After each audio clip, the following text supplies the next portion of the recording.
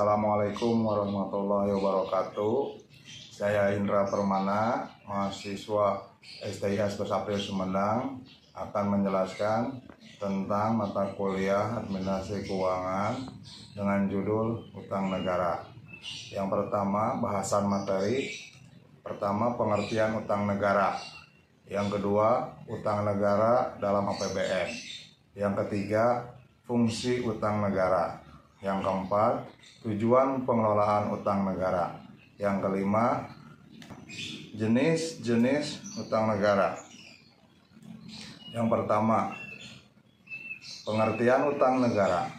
Utang negara atau dalam konteks ini utang negara berdasarkan Undang-Undang Nomor 1 Tahun 2004 merupakan jumlah uang yang wajib dibayar pemerintah pusat atau kewajiban pemerintah pusat yang dapat dinilai dengan uang berdasarkan peraturan perundang-undangan yang berlaku, perjanjian atau berdasarkan sebab lain yang sah.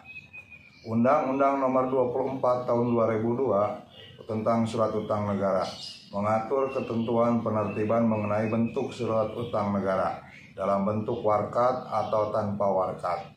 Bagian ini juga menjelaskan surat utang negara yang terdiri atas surat perbendaharaan negara dan obligasi negara. 2. Tujuan pengelolaan ekonomi. Yang pertama, menciptakan kemakmuran rakyat dalam bentuk penciptaan kesempatan kerja. Yang kedua, menciptakan kemakmuran rakyat dalam bentuk mengurangi kemiskinan. Yang ketiga, menciptakan kemakmuran rakyat dalam bentuk menguatkan pertumbuhan ekonomi. Dan selanjutnya, menciptakan keamanan di bidang ekonomi. Utang negara dalam APBN.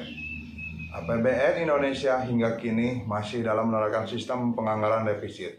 Hal inilah yang menyebabkan terdapat pembiayaan neto yang diperlukan untuk menutupi kekurangan pendapatan negara. Untuk menutupi kekurangan pendapatan negara tersebut, banyak cara yang dapat dipilih dari sekian banyak opsi seperti penjualan aset yang dimiliki, utang, dan lainnya. Namun dari semuanya itu, utang terlepas apapun jenisnya merupakan instrumen yang paling sering digunakan pemerintah dalam melaksanakan APBN karena memiliki tingkat risiko yang dapat dikendalikan, tingkat fleksibilitas yang tinggi dari segi waktu, jenis dan sumbernya, dan kapasitas yang sangat besar. Fungsi utang negara. Yang pertama, menutupi defisit anggaran. Yang kedua, menutupi kekurangan kebutuhan kas jangka pendek dalam pelaksanaan belanja yang tidak dapat ditunda. Yang ketiga, solusi dalam penataan portofolio untuk pemerintah yang tentu dimaksud untuk mengurangi beban belanja untuk membiayai utang-utang APBN di tahun-tahun berikutnya. Dari fungsi-fungsi tersebut, dapat disimpulkan bahwa utang merupakan cara untuk menyelesaikan masalah tanpa menyebabkan permasalahan baru.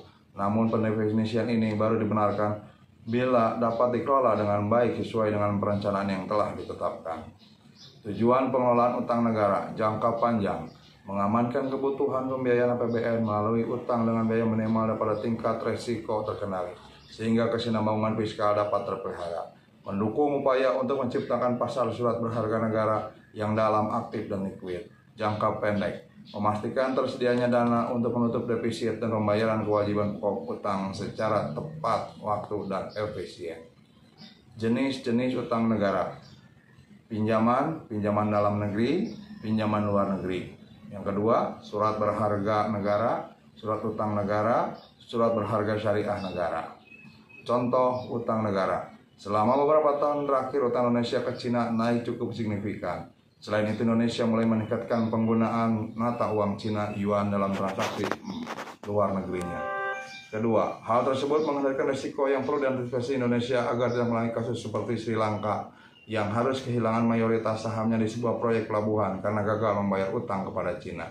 Perlu digarisbawahi, nilai utang Indonesia kepada Cina telah mencapai besaran yang cukup mengkhawatirkan, yaitu 17 miliar dolar pada 2019. Baik, terima kasih paparan saya kali ini. Mohon maaf bila ada kekurangan. Wabillahi taufiq wal hidayah. Wassalamualaikum warahmatullahi wabarakatuh.